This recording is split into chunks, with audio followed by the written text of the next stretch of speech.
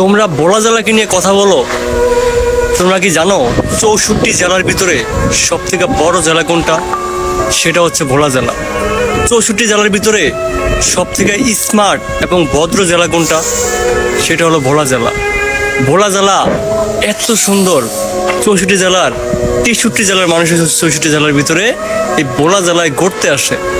সব থেকে বড় ওয়াচ টাওয়ার কোন জেলায় আছে? এই ভোলা জেলায় আছে।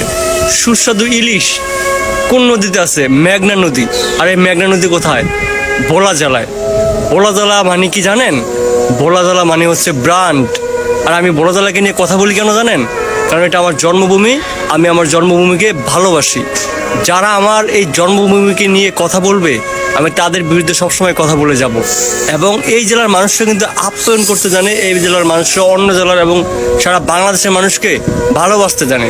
বিশ্বাস না হলে একবার আমার জেলায় ঘুরে আইসেন, তাহলে দেখবেন আমার কথার সাথে মিলে কিনা। ধন্যবাদ।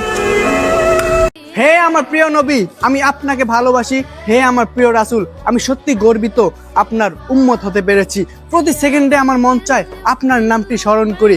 I love Muhammad. সবাই একই সুরে বলি, আই লাভ মুহাম্মদ।